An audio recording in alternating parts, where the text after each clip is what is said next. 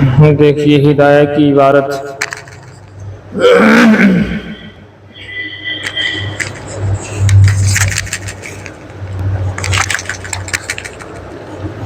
جی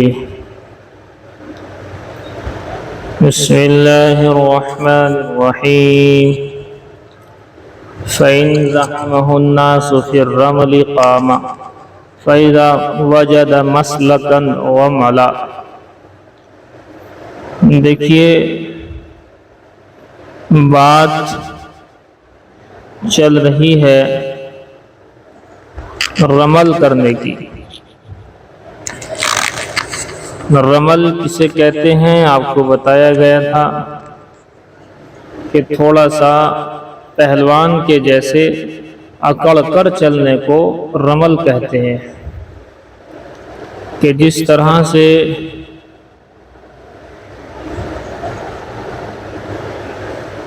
جی ایک پہلوان ہوتا ہے اور وہ اکڑ کر چلتا ہے تو اس اکڑ کے چلنے کو رمل کہتے ہیں۔ اور آپ سے یہ بات صاف کر دی تھی ہم نے کہ یہ عمل مستورات کے لیے نہیں ہے، یہ مرد حضرات کے لیے ہے، اور طواف کے 7 چکروں میں سے صرف 3 چکر شروع کے اسی میں سنت ہے، باقی 4 معتدل انداز میں کیے جائیں گے۔ لیکن یہ عمل اس طرح کا نہیں ہے کہ جس کی وجہ سے طواف نہ ہو سکے۔ لوگوں کی بھیڑ ہوتی ہے اور بھیڑ میں وہاں اچھل کر پہلوان کی طرح سے کود کود کر چلنا یہ ناممکن ہے فی الحال ابھی۔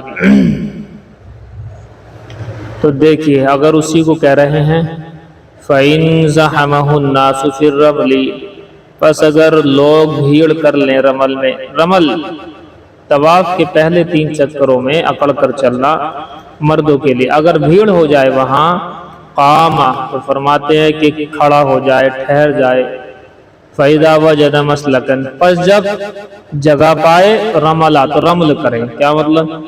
کوشش تو یہی کرے کہ ہر حال میں رمل ہو، ہر حال میں۔ اگر وہاں پر بھیڑ محسوس ہو رہی ہے بہت زیادہ جس کی وجہ سے آپ رمل نہیں کر پا رہے ہیں تو آپ تھوڑی دیر رک جائیں، رکنے کے بعد جب بھیڑ ختم ہو جائے گی تو اس کے بعد آپ کر لیں۔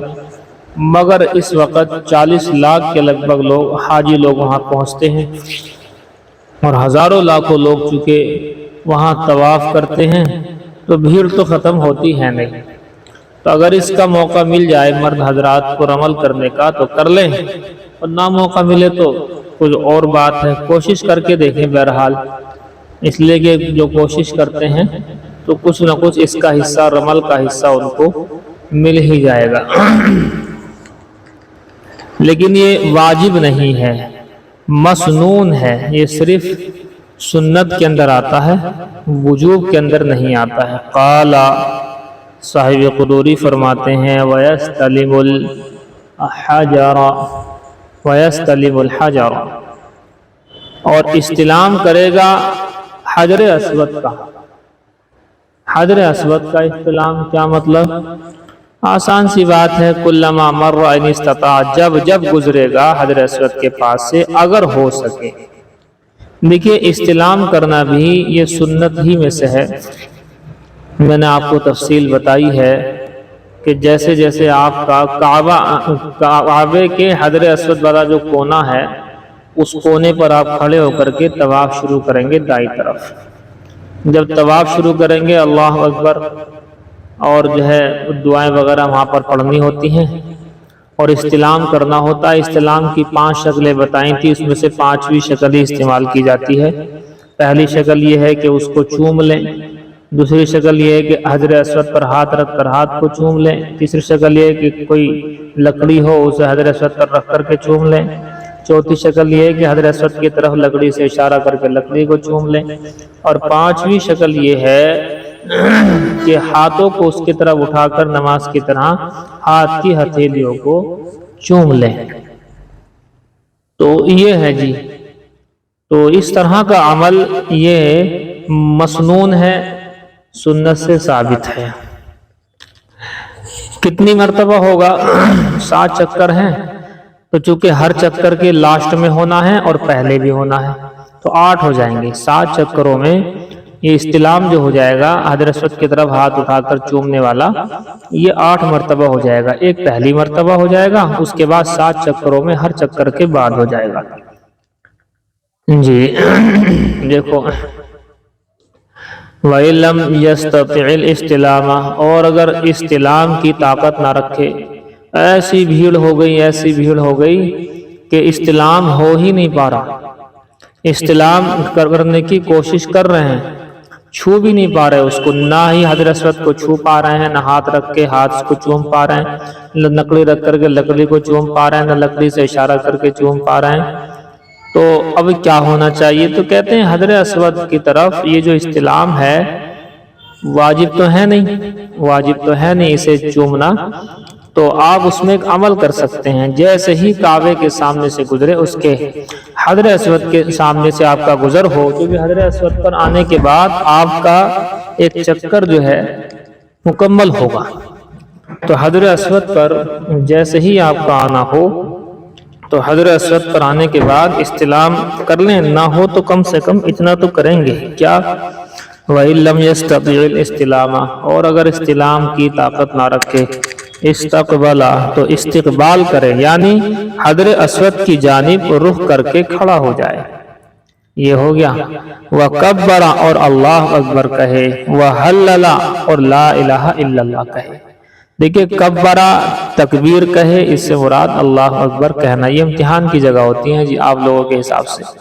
वह हल्लला, और तहलील करे, और तहलील ये छोटे हाथ से, इसके माना आते हैं ला इलाहा इल्लल्लाह कहना। जैसे कि मैंने आपको कई सारे अल्फाज लिखवाए थे शॉर्ट फॉर्म, जैसे कि बसमला, ये बसमला ये शॉर्ट फॉर्म है बिस्मिल्लाहिर्रहमानिर्रहीम की। आपको लिखवाया था कि हौक़ला, ये शॉर्ट फॉर्म है ला हौला वला कुव्वता इल्ला बिल्लाहिल अलील अज़ीम की।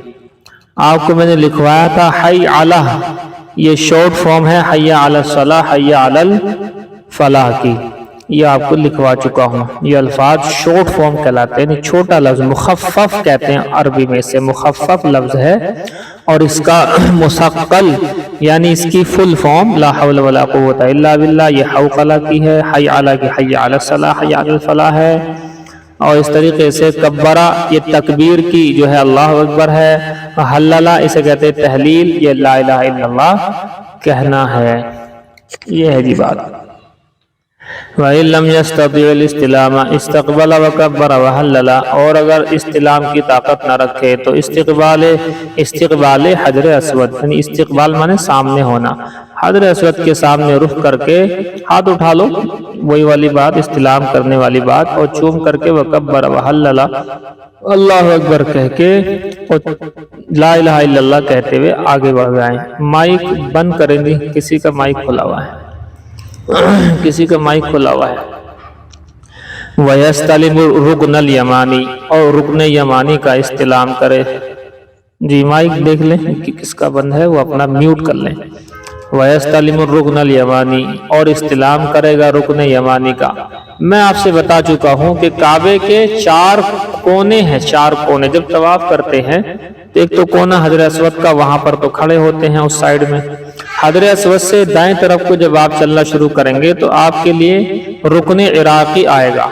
रुकन इराकी के बाद में जब दूसरा वाला इसके बाद वाला कोना आएगा तो रुकन शामी कहलाएगा वो। फिर उसके बाद आखिरी कोना हजरत अस्वद से पहले वाला वो रुकन यमानी है, उसका भी इस्तिलाम करने का सबूत है, ये सुन्नत है, लेकिन आजकल मौका मिलता मिलाता है नहीं असल में जी। तो काबे में जो हजर अस्वद है उसका इस्तिलाम करेगा। इस्तिलाम की 5 शक्लें हैं, बार बार बता रहा हूँ, उसके बावजूद भी आपको याद ना हो तो बड़ी महरूमी की बात होगी। हजर अस्वद का इस्तिलाम करेगा, इस्तिलाम की 5 सूरतें हैं, वहीं या तो चूम लें उसको हाथ रख करके, लेकिन हमने मना किया है कि इस वक्त खुशबू वगैरह इस्तेमाल होती है, बहुत ज्यादा दम वाजिब हो जाएगा, इसलिए उसको हाथ न लगाएं। لیکن جو مسئلے مسائل تو کم سے کم یاد رہنے چاہیے۔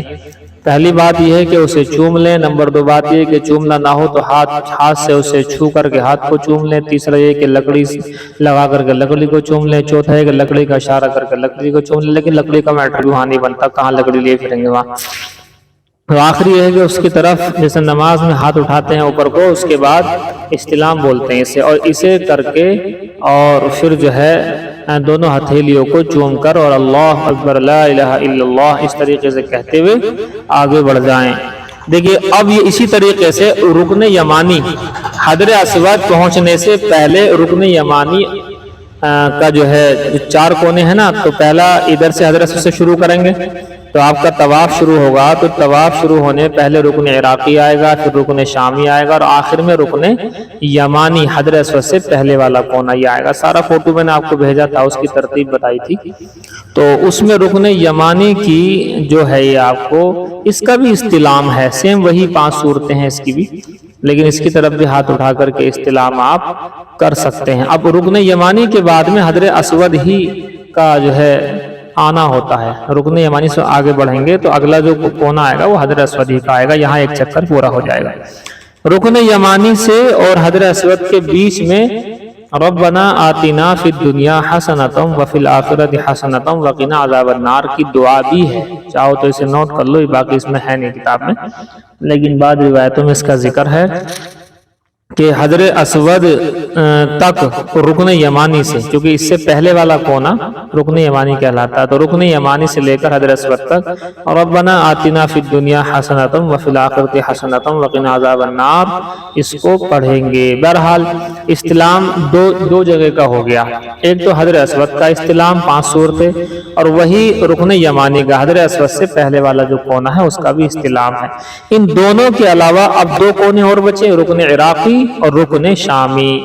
تو رکن عراقی جو عراق کی جانب ہے، رکن شامی جو شام کی جانب ہے، یہ رکن عراقی رکن شامی کا استلام نہیں کرنا ہے، تو 2 کونوں کا استلام ہو گیا، ایک کونے میں حجر اسود ہی ہے، ایک کونا رکن یمانی ہے یمن کی طرف والا، اور 2 جو ہے رکن عراقی رکن شامی ان کا استلام نہیں ہوگا۔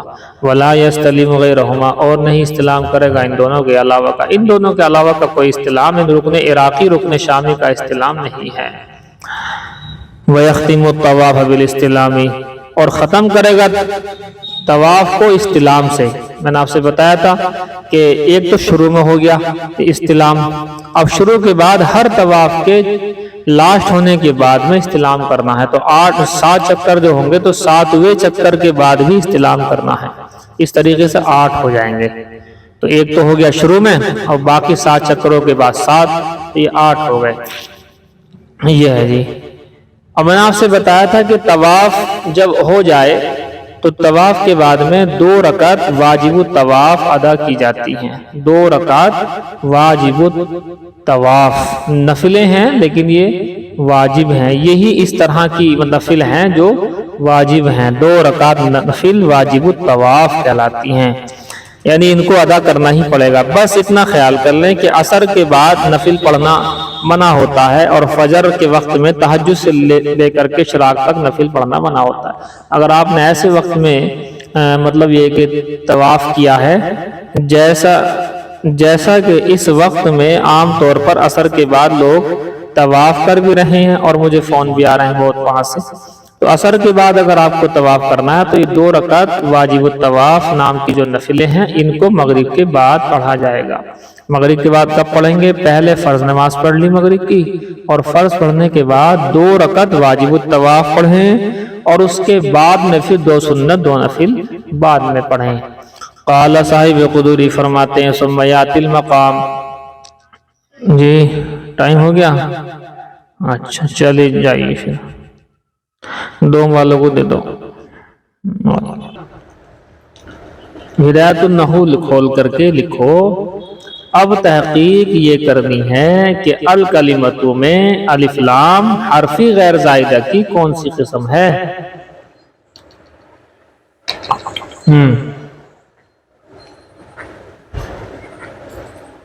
الکلمۃ میں الف لام حرفی غیر زائدہ،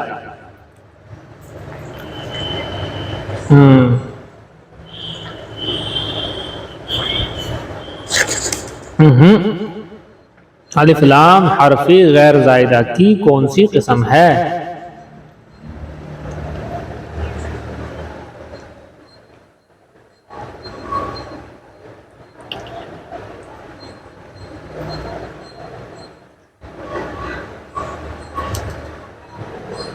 ٹھیک ہے نہیں؟ بعض حضرات کا کہنا یہ ہے، لکھو جی، بعض حضرات کا کہنا یہ ہے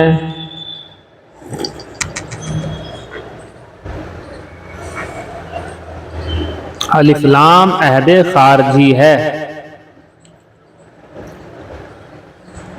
عہد خارجی ہے۔ وہ 4 قسم نہیں پڑھی آپ نے، 4 قسم نہیں پڑھی، اس میں سے نمبر 3 پر آئی تھی، الف لام عہد خارجی ہے، کیونکہ یہاں کلمے سے مراد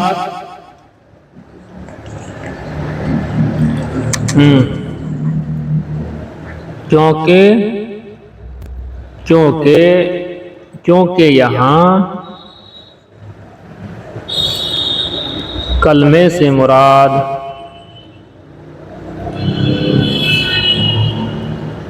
متعین اور خاص کلمہ ہے،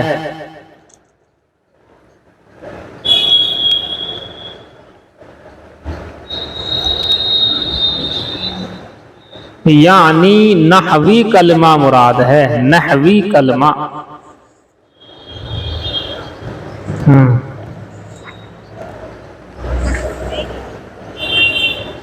کلمہ مراد ہے جو نحویوں کی زبان پر جاری ہوتا ہے،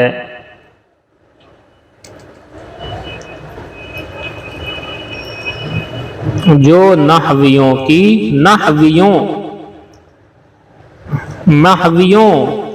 علم نحو والوں کو کہتے ہیں نحویوں کی زبان پر جاری ہوتا ہے، جس کی 3 قسمیں ہیں،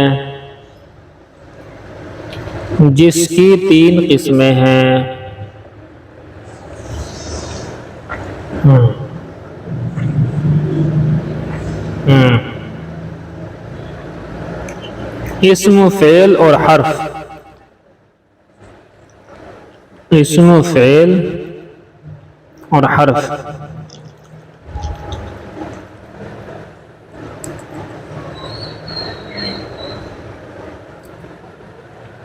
ٹھیک ہے؟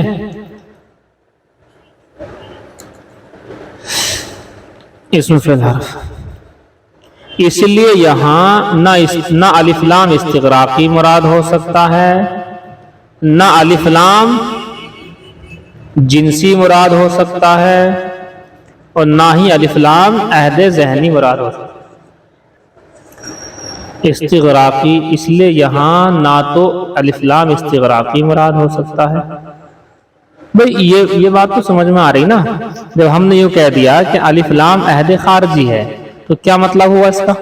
نہ الف لام استغراقی ہے، نہ الف لام جنسی ہے، اور نہ الف لام عہد ذہنی ہے۔ ارے عہد خارجی تو ہے، اللہ کی بندی، عہد خارجی تو لکھوایا ہم نے، عہد خارجی ہی ہے، 4 قسموں میں سے عہد خارجی ہے۔ اب کون کون سی نہیں ہے بتاؤ؟ نہ استغراقی ہے، نہ جنسی ہے، اور نہ ہی عہد ذہنی۔ اب کون بچی؟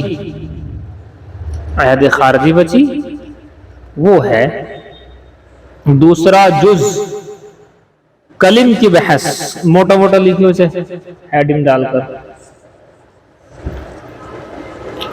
دوسرا جز،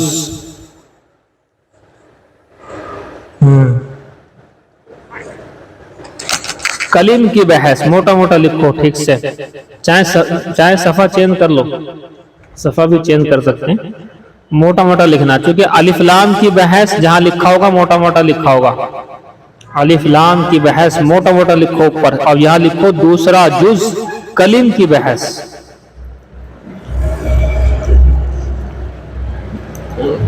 ہاں تمہیں یاد نہیں رہا کیا اوپر وہ 3 جز تھے، الف لام اور کلم اور بولتا، تو ایک کا بیان پورا ہو گیا الف لام کا، اب دوسرا جز کلم کی بحث موٹا موٹا لکھ دو اوپر، اس کے بعد نیچے سے جو ہے نارمل لکھا جائے گا۔ لکھو جی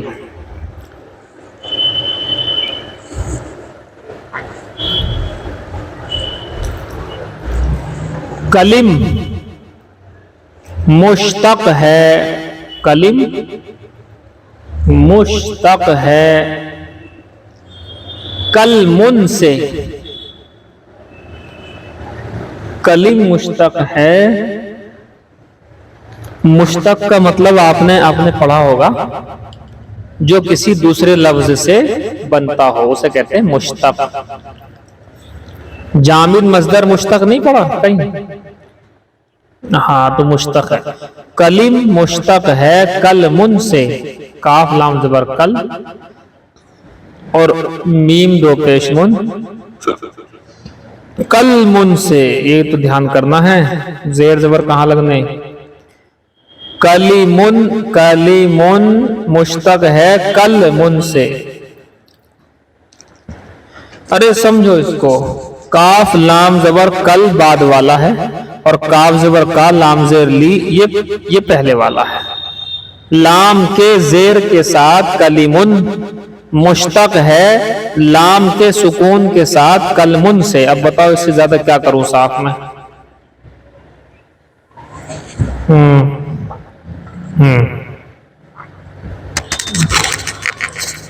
جی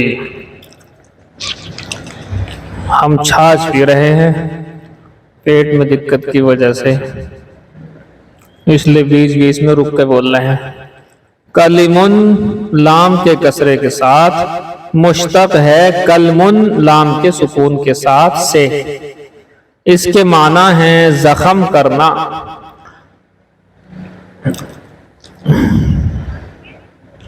ایک کام کرو تم دوسرے انداز سے لکھو، کلیمن اس کے آگے لکھو بریکٹ میں لام کے کسرے کے ساتھ، بریکٹ میں لکھو اسے کلیمن، پھر آگے بریکٹ میں لکھو لام کے کسرے کے ساتھ،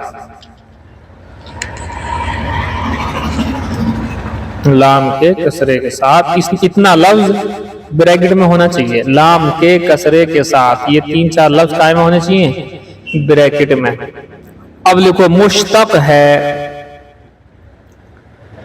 کلمن، اب کلمن لکھ کر کے بریکٹ میں لکھو لام کے سکون کے ساتھ، مشتق ہے کلمن، اب کلمن لکھ کر کے اس کے آگے بریکٹ میں لکھو لام کے سکون کے ساتھ،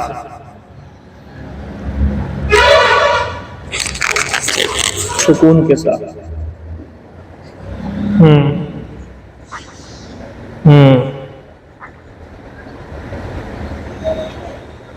نہیں سمجھے؟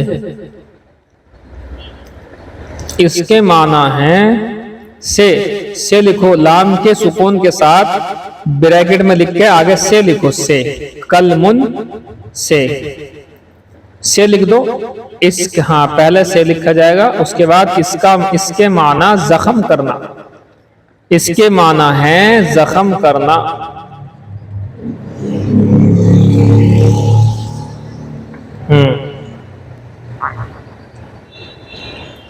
زخم چوٹ، ارے چوٹ نہیں لگتی، زخم ہو جاتا ہے، خون نکلتا ہے، زخم کہتے ہیں اسے۔ اوہو زخم نہیں، زخم چوٹ والا زخم۔ کیسے کر رہے ہیں بتانا آج؟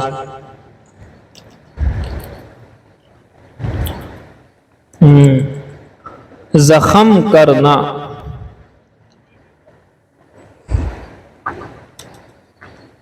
سب لکھ رہے ہیں، کوئی گڑبڑ تو نہیں کر رہی آج؟ چلو آگے لکھو، جیسے زخم کی تاثیر ہوتی ہے، جیسے زخم کی تاثیر سا سے ہے، یہ سا سے ہے، تاثیر ہوتی ہے،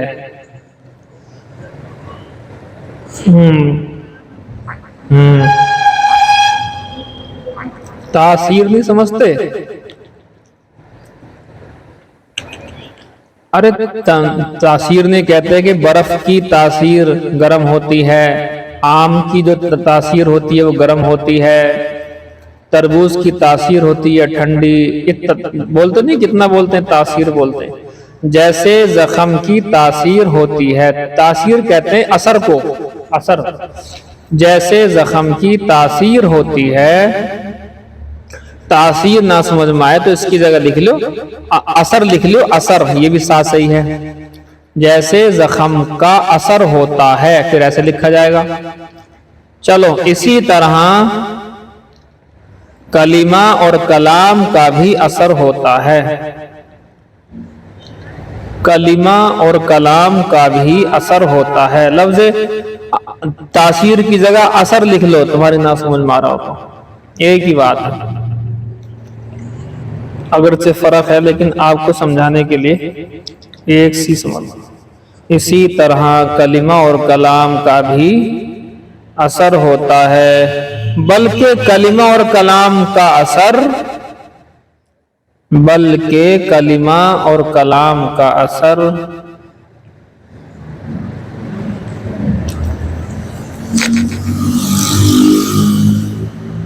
जख्म से भी कहीं ज्यादा होता है। जख्म से भी कहीं ज्यादा होता है। होता नहीं होता है? जबान से कोई बात बोल दी, सारी जिंदगी रहती दिमाग में। और अगर हथियार से चोट लग गई, जख्म लग गया, तो वो एक टाइम कैसा आता है, भर जाता है वो जख्म। हाथ कट गया, एक टाइम आएगा जख्म भर जाएगा। लेकिन जबान से निकला हुआ अल्फाज मौत तक भी इंसान जो है इसके दिल दिमाग पर लगता रहता है। होता नहीं होता ऐसा? तो कलिमा और कलाम का असर जख्म से भी कहीं ज्यादा होता है। जैसे किसी शायर ने क्या खूब कहा है, जैसे किसी शायर ने क्या खूब कहा। ये शेर है, ये अरबी में है शेर, बहुत अच्छा शेर है। इस शेर को लिखो, शेर को याद करना, इसका तर्जुमा भी याद करना। जल्दी लिखो, बस ये शेर लिखवा करके खत्म हो जाएगी बहस इसकी, कलीम की बहस खत्म हो जाएगी बस ये इस शेर पर ही। चलो, जैसे किसी शायर ने क्या खूब कहा है, जराहातुस्सिनानी लहलतियामु, जराहातुस्सिनानी, जराहातुस्सिनानी, जरा जीम जबर जा, रा अलिफ जबर रा, जराहा अलिफ जबर हा, जराहा, और आगे ता सीन पेश तुस, जराहातुस सिनानी, सिनानी, सिनानी, सीन नून अलिफ नून, अलिफ लाम लगेगा इस पे, जराहातु अस्सिनानी, जराहातु अस्सिनानी। अब ये मिला के पढ़ेंगे तो क्या पढ़ा जाएगा, जराहातु सिनानी लहलतियामु, लहा लिखो, लहा पहले, लाम हा अलिफ लहा। अगले को इल्तियामु, इल्तियामु, अलिफ लाम ता, इल्ती, या अलिफ जबर या, इल्तिया मीम पेश मो, इल्तियामु, मु मीम पेश मो, अरे हो नहीं मो। हाँ, अब देखो मिला के पढ़ेंगे से, जराहातुस्सिनानी लहलतियामु, लहल मिल गया, नहीं मिल गया, लाम में हा, लहलतियामु लिखा कैसे जाएगा, लहा अलग और इल्तियामु अलग, लेकिन जब मिला के पढ़ेंगे तो लहलतियामु। ये शेर का एक मिसरा हुआ है, अगला मिसरा लिखो, जगह छोड़ के आगे पीछे करो। ये एक शेर का एक लाइन हुई ना, अगली लाइन अलग लिखी जाएगी। वला यल्तामु, वला यल्तामु लिखो, वला यल्तामु, یل، یا لام زبر یل، تا الف زبر تا، یلتا، میم پیش مو، یلتامو، ولا یلتامو، آگے لکھو ماں، میم الف زبر ماں، جرحا لکھو جرحا، جیم راحا جراحا، آج بڑی آرام سے لکھ رہا ہو تم، چلو اللسانو، الف لام کے ساتھ اللسانو، لیکن یہ الف لام جرحا کے اندر مل جائے گا، جرح اللسانو، سمجھ گئے؟ ہاں جرح اللسانو، اب مل گیا نا لام میں، اس میں پیچھے سے ہاں میں، ولا یلتام ما جرح اللسانو۔ اس شعر کو پڑھو پورا، جراحات السنان لها التیام، ایک مصرع ہو گیا، ولا یلتام ما جرح اللسان، دو مصرے ہو گئے، ہوئی نہیں ہوئی بتاؤ؟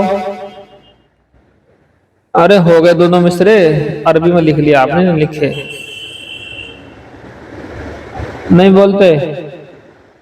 ارے کس نے بتا دیا؟ انسان کس نے بتایا تمہیں؟ لسان بتایا تھا،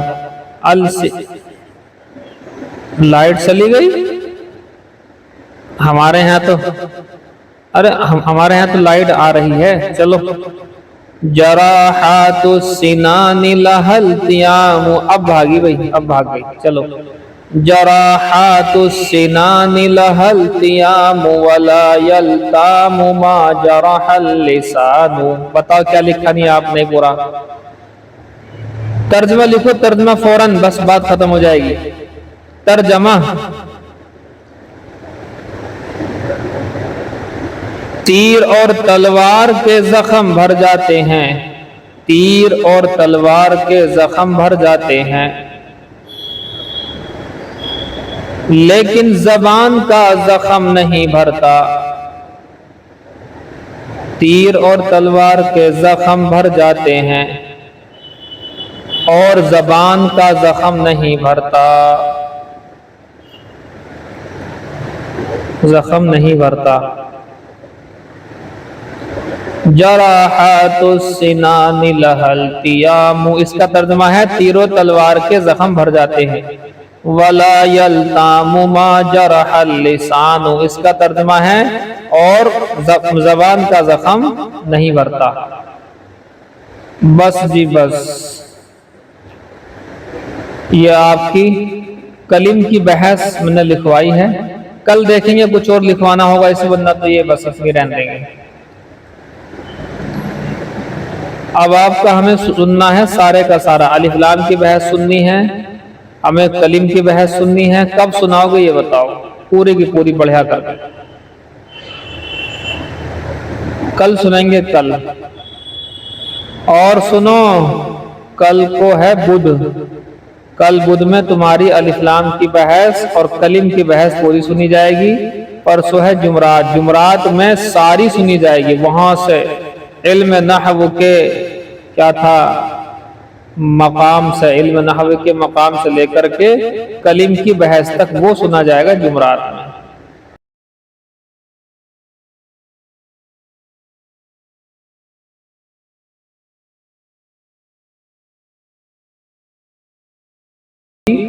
پڑھنا چاہیے ان دعاؤں کو، کتنی دعائیں ہو گئی؟ ربنا لا تزغ قلوبنا بعد اذ ہدیتنا وہب لنا من لدنک رحمہ، اسے پڑھو، ربنا ہب لنا من ازواجنا وذریاتنا قرۃ اعین واجعلنا للمتقین اماما پڑھو، رب اجعلنی مقیم الصلاۃ ومن ذریتی ربنا وتقبل دعا پڑھو، سمجھ گئے جی؟ ربنا لا تؤاخذنا ان نسینا او اخطأنا پڑھو، ربنا ولا تحمل علينا اسرا كما حملته على الذين من قبلنا پڑھو، ربنا ولا تحملنا ما لا طاقة لنا به یہ پڑھو، واعف عنا واغفر لنا وارحمنا انت مولانا فانصرنا على القوم الكافرین، اس کو دعا کے اندر پڑھا کرو۔ ربنا فاغفر لنا ذنوبنا وکفر عنا سیئاتنا وتوفنا مع الابرار، اس دعا کو پڑھو۔ ربنا وآتنا ما وعدتنا علی رسلک ولا تخزنا یوم القیامہ، اس دعا کو پڑھا کرو۔ ربنا آتنا فی الدنیا حسنۃ وفی الآخرۃ حسنۃ وقنا عذاب النار پڑھو۔ یہ چہل ربنا ہیں، کتنے؟ چہل، چہل کے معنی 40، یہ 40 ربنا سے دعائیں ہیں۔ ان کو دعاؤں میں مانگنے میں بڑا مزہ آتا ہے اور ان کو بہت ہی اچھا حساب ہے، سمجھ گئے؟ چلیے اب جو ہے آپ ان، ہاں بولو جی،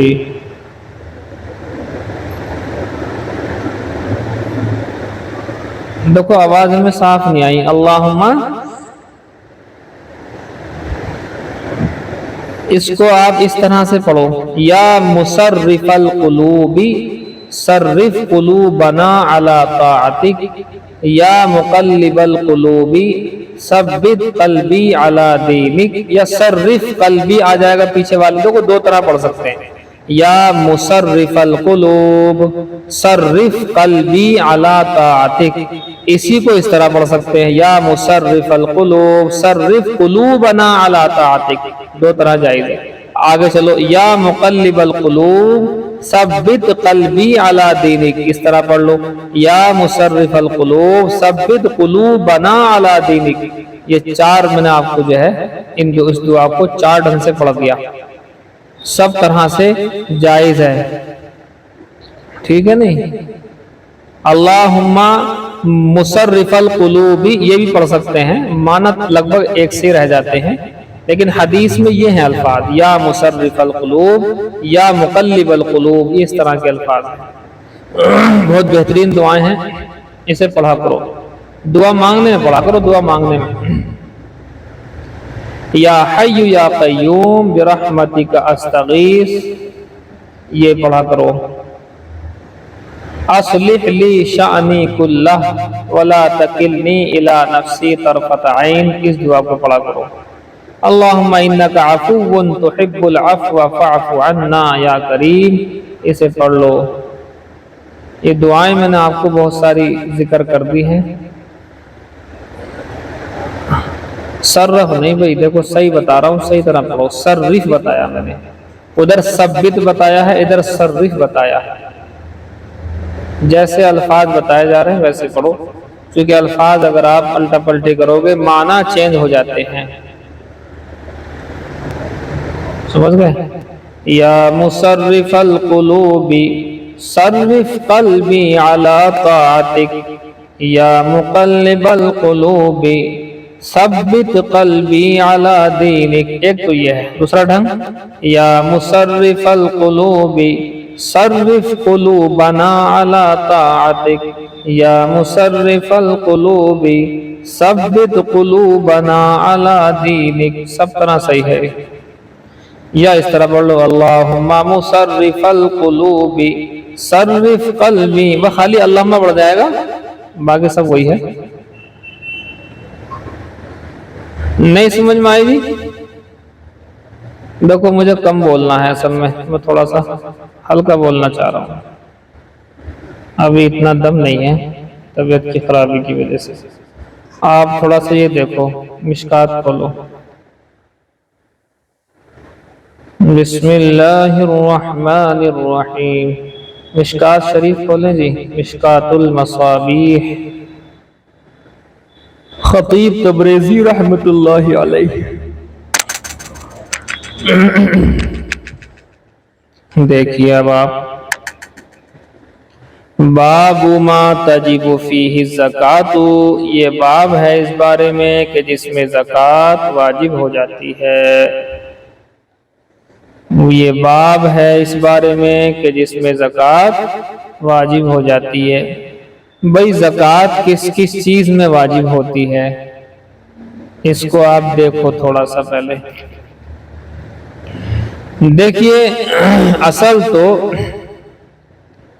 4 قسم کے مالوں پر زکوٰۃ فرض ہوتی ہے، نوٹ کر لیو، حاشی میں بھی ہیں یہ باتیں، مگر عربی حاشیہ ہوتا ہے اللہ نے آپ کو اگر سمجھ دی ہے عربی کی تو حاشیہ دیکھ لیا کرو، نہ تو اردو میں جو ہے سائیڈ میں کچی پینسل سے لکھ لو، یا کاپی بنائی ہوگی، میں نے بتایا تھا ہر کتاب کی 5 والی ایک کاپی اس کے ساتھ رکھا کرو، یہ قیمتی باتیں رہ جائیں گی۔ شریعت میں 4 قسم کے مالوں پر زکوٰۃ فرض ہوتی ہے۔ نمبر 1، سائمہ جانوروں پر۔ سائمہ جانور، سائمہ سین الف سا حمزہ میم ہا، سائمہ نہیں لکھا جی، آواز نہیں آ رہی آپ لوگوں کی، لکھ لیا؟ سائمہ جانوروں پر شریعت نے 4 قسم کے مالوں پر زکوٰۃ فرض کی ہے۔ اب تو لکھ لو۔ نمبر 1، سائمہ جانوروں پر، بریکٹ میں یہاں سائمہ جانوروں پر لکھنے کے بعد سائمہ سین الف، اسی لیے دیکھو ایک بات کا دھیان کر لینا، وہ جو نام رکھا جاتا ہے نا سائمہ، وہ سواد سے ہوتا ہے۔ کس سے ہوتا ہے؟ سواد سے ہوتا ہے، وہ جو کہ نام رکھا جاتا ہے، اس کے معنی آتے ہیں روزے دار لڑکی، وہ صحیح ہے نام، لیکن یہ جو میں آپ سے ذکر کر رہا ہوں سائمہ سین سے ذکر کر رہا ہوں، تو کبھی بھی سامنے والی لڑکی جس کا نام سائمہ ہے اسے سین سے مت پکارنا، اس لیے کہ سین جو کے معنی کچھ اور ہیں اور سواد کے معنی کچھ اور ہیں۔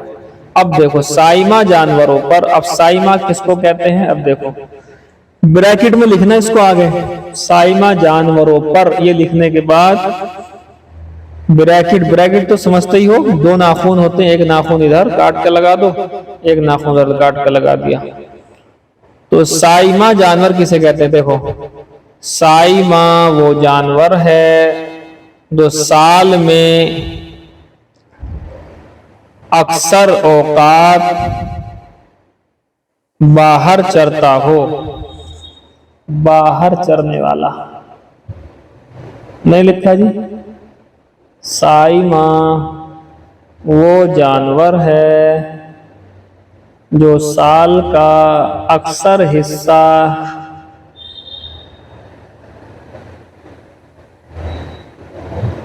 باہر چرتا ہو۔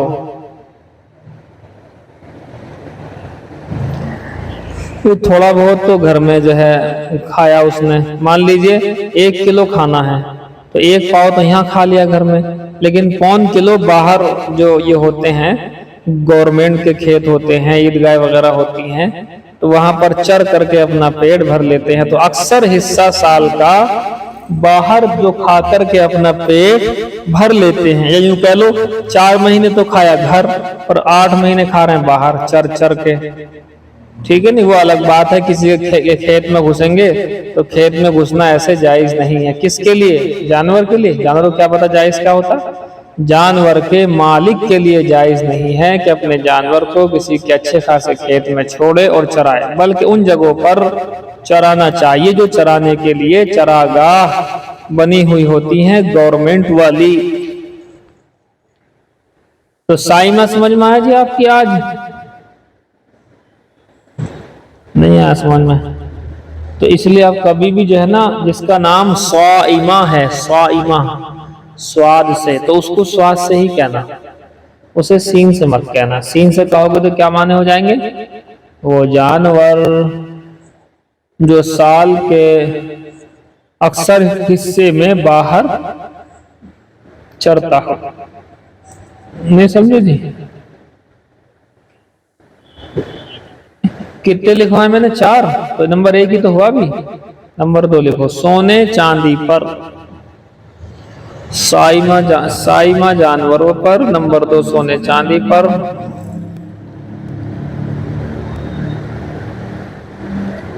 اسی میں لکھو سونے چاندی کیش، روپیہ پیسہ سب لکھ لو اس میں، کیونکہ پہلے زمانے میں سونے چاندی ہوتے تھے، وہ یہی تو ہوتے تھے جو ہم کرنسی استعمال کر رہے ہیں، نوٹوں کی جگہ سونے چاندی کے سکے ہوتے تھے، اسی سے لین دین ہوا کرتا تھا۔ سونے چاندی پیسہ کیش، سونے چاندی اور پیسے پر، سونے چاندی اور پیسے پر کتنے ہو گئے جناب؟ 2 ہوئے؟ تو بتاؤ، 2 ہی لکھے ہم نے، میں نے 2 ہی لکھوا دی؟ ارے 2 لکھوائے ہیں تو نمبر 3 لکھو۔ تجارتی مال پر، تجارتی مال اور سامان پر، تجارتی مال سامان اور زمین پر لکھ لو، تجارتی مال اور سامان اور زمین پر۔ کیا مطلب ہے اس کا؟ جو بھی تجارت کے لیے آپ نے خریدا ہوا ہے، چاہے وہ آپ نے مال خریدا ہو بیچنے کے لیے، جیسے کہ دکانداروں کے ہاں پرچون کی دکان میں جو مال رکھا ہے یہ سب کیا ہے؟ یہ تجارتی مال ہے، بیچنے کے لیے ہے، ٹھیک؟ میڈیکل اسٹور پر کیا ہے؟ یہ تجارتی مال ہے، بیچنے کے لیے ہے۔ پلاٹ لیا ہے، پلاٹ بزنس کی نیت سے، تجارت کی نیت سے، تو یہ کیا ہے؟ یہ تجارتی مال ہے۔ سمجھ گئے بات نہیں آپ؟ تجارتی مال جو بھی آپ کا ہے ان سب کے اوپر زکوٰۃ واجب ہوگی۔ چلو آگے نمبر 4 لکھو۔ کھیتی اور درختوں کی پیداوار پر،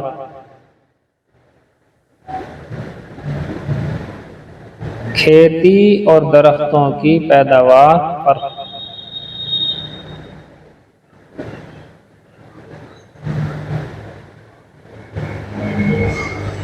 لیکن فقہائے کرام، لیکن فقہائے کرام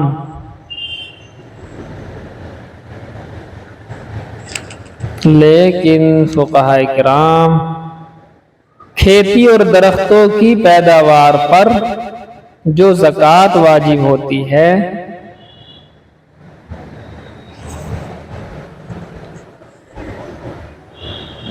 اس کو عشر کہتے ہیں۔ بس موطا امام مالک میں اسی کو یاد کر لینا۔ ایک مسئلہ جو ابھی آپ نے سنایا نا پورا، اسے تو ذہن میں رکھنا ہی ہے۔ یہ جو بڑی چادر ہے ایکسٹرا والی، فالتو والی، جو سب سے اوپر بچھائی جاتی ہے میت کو بے پردگی سے بچانے کے لیے، یہ چادر کی جگہ، اس چادر کی جگہ بہت سے حضرات یہ کرتے ہیں جہالت میں، سورہ یاسین لکھی ہوئی کالے رنگ کی ہوتی ہے وہ چادر، یا آیت الکرسی لکھی ہوئی ایک ہوتی ہے چادر بنی ہوئی موٹی سی، وہ بچھا دیتے ہیں اوپر، یا قل هو اللہ احد برب الفلق قل یا الکافرون برب الناس، یہ چاروں قل لکھے ہوئے ہوتے ہیں۔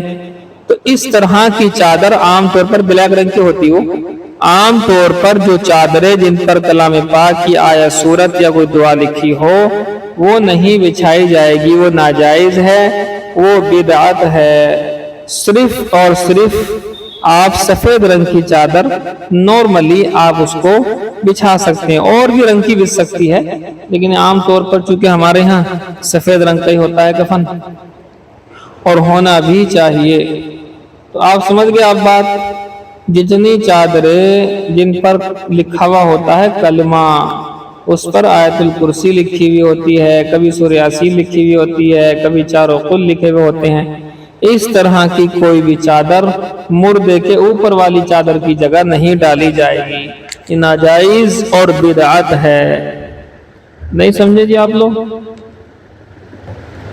بس یہی آپ کا بس رہنے دو، ذرا سا آپ کو میں بخاری شریف دینا چاہ رہا ہوں، آپ بخاری شریف پڑھیں۔ ہاں پوچھو، سوال پوچھو۔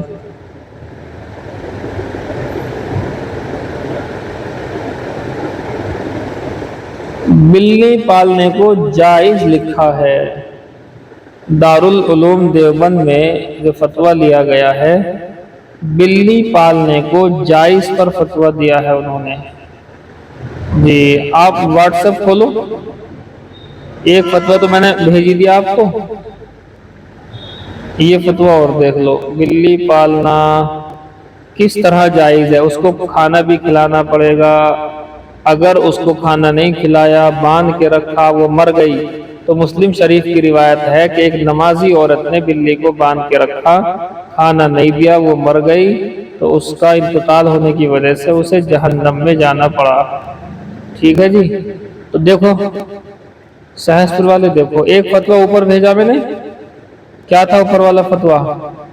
میت کو کیسے دینا ہے کفن۔ یہ یاد کرنے کی بات ہے آپ کے لیے بہت قیمتی، میت کو کفن والا مسئلہ بڑی غلطی کرتے ہیں اس میں لوگ باغ۔ ابھی آپ دیکھو گے جو لوگ پہلے سے ہیں نا مستورات، جو الٹا سیدھا کفن وغیرہ دیتی ہیں، وہ تم سے روٹ جائیں گی، روٹ کہ یہ آئی ہے بڑی مول بند، یہ آئی ہے بڑی ہمیں بیکاری 4 دن کی، یہ کہیں گی، وہ یاد رکھنا۔ لیکن ہمت نہیں ہارنی، ان سے یہ کہنا ہے بھی کسی عالمہ سے پوچھو صحیح طریقے سے، ہماری استانی سے پوچھو، ہمارے استاد سے پوچھو، بتائیں گے ایسے ہمیں پڑھایا گیا ہے۔ اس کے اوپر دارالعلوم کا فتویٰ میں بھیج چکا ہوں آپ کو، دارالعلوم کا فتویٰ ہے، کیا لکھا جی اس میں؟ گھر میں بلی پالنا جائز ہے بشرطے کہ اس کے کھانے پینے کا خیال رکھا جائے، اور بلی پالنا کیا سنت ہے، اور حضور صلی اللہ علیہ وسلم کو کیا بلی پسند تھی، اس بارے میں کتابوں میں صراحت نہیں مل سکی۔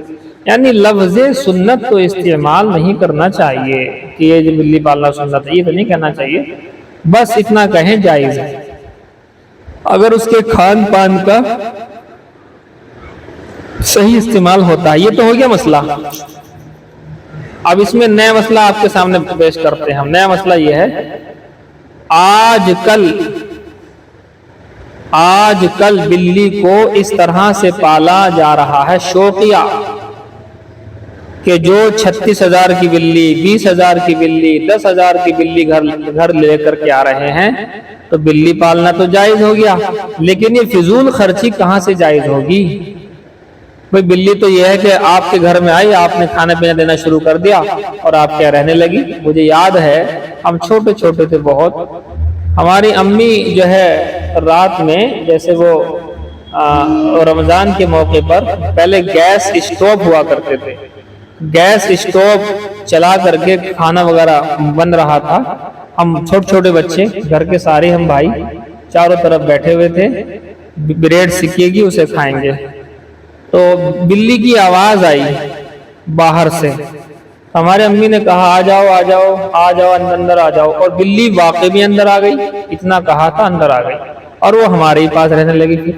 ہمارا بچپن ان کے بلیوں کے ساتھ کھیلنے کودنے میں گزرا ہے، ناخون بھی بہت مارے، لیکن وہ پیار سے مارتی تھی، پیار میں بھی ناخون اس کے ہمارے ہاتھوں پر لگ جاتے تھے۔ تو اب دیکھو بلی آ گئی، بلی پال لی، کیا دقت ہے؟ مگر پھر آپس میں جھگڑے ہوئے، اختلافات ہوئے، ہماری بلی کسی گھر میں گئی، کسی کا کچھ کھا لیا، تو وہ جو ہے بولتا تھا کہ بلی پالتے ہیں، اور بلی جو ہے ہمارے گھر کھا گئی، یہ کھا گئی۔ بہرحال بلی ہم نے پھر ایک گاڑی میں رکھوا کر کے کہیں بھیج دی تھی، اس کے بعد بھی ان میں سے ایک جو ہے گھومتی پھرتی ڈھونڈ ڈھانڈ کر کے ہمیں واپس جو ہے پہنچ گئی تھی۔ ابھی بھی ایک بلی ہے گھر میں وائٹ کلر کی۔ تو بلی پالنے کا مطلب یہ نہیں ہے کہ آپ 36,000 روپے اور 50,000 روپے کی بلی لاؤ، یہ ہے فضول خرچی۔ بلی پالنے کا بس مطلب یہی ہے، جو بلیاں گھوم رہی ہیں آپ کے گاؤں شہر علاقے، آپ کے محلے، آپ کے گھروں میں، انہیں کھانا پانی دیتے رہو، وہ خود ہی آپ سے پھر لگاؤ رکھے گی، آپ اسے ہاتھ میں پکڑیں گے تو نہیں بھاگے گی۔ اب یہ مطلب تھوڑی ہے کہ دلی جاؤ، لال قلعے گئے، وہاں سے 50,000 کی بلی، 20,000 کی بلی، یہ جو ہے حالانکہ بلی کا بیچنا خریدنا جائز ہے، حالانکہ بلی کا بیچنا خریدنا جائز ہے، لیکن ہم یہ کہتے ہیں کہ بھئی 50,000 کی بلی لانے کی ضرورت کیا ہے، گھر میں ویسے پال لو۔ تو یہ ہے جی بات، بس باقی آپ کا سوال یہ ہے کہ جائز ہے بلی پالنا، بلی بیچنا بھی جائز ہے، بلی پالنا بھی جائز ہے۔ چلیے جی بتائیں۔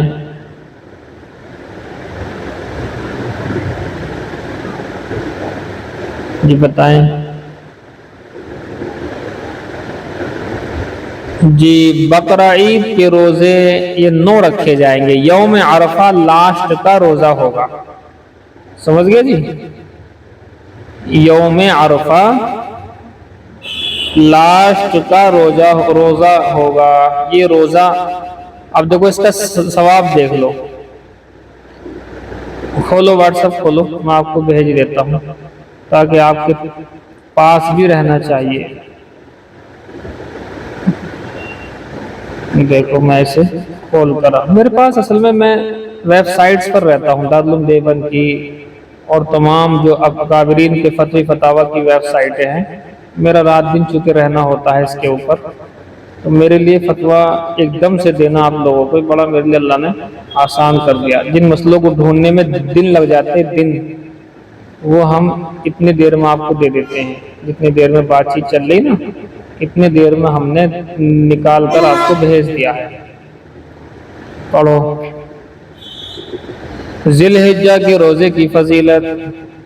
جواب: ذی الحجہ کی ابتدائی 10 ایام بڑی فضیلت کے حامل ہیں.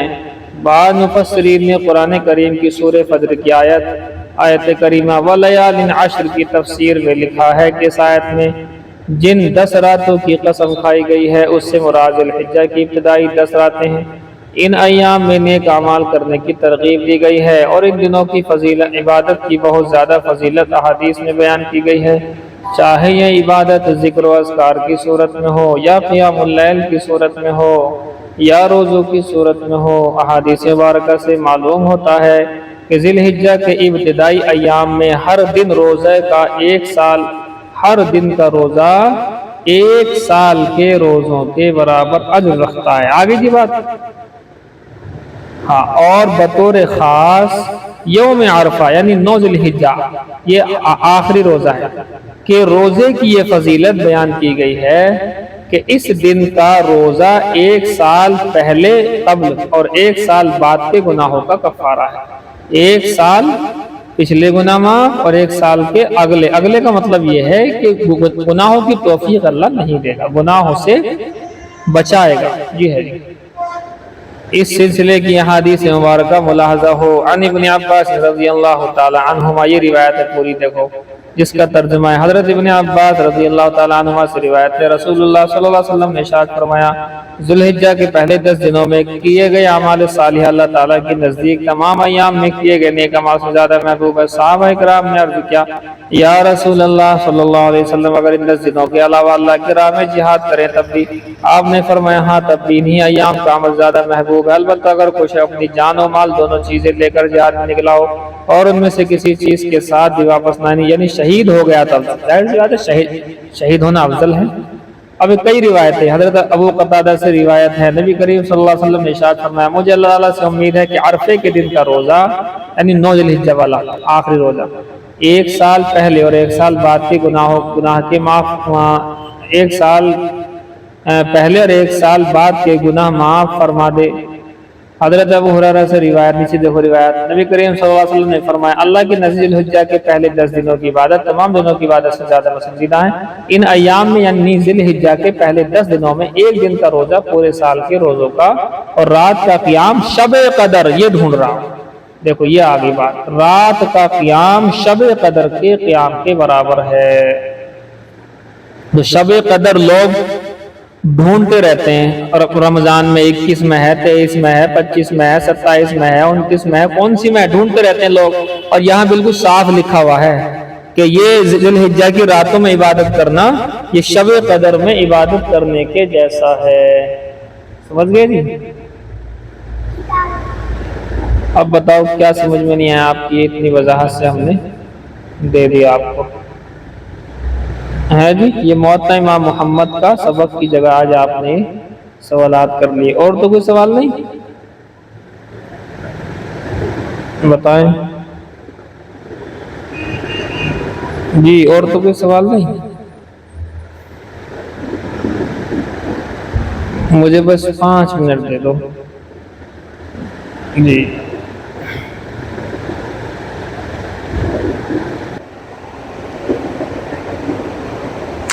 دیکھیں جی بخاری شریف کا دیکھیں، کتاب الایمان دیکھیں جی، پڑھیں۔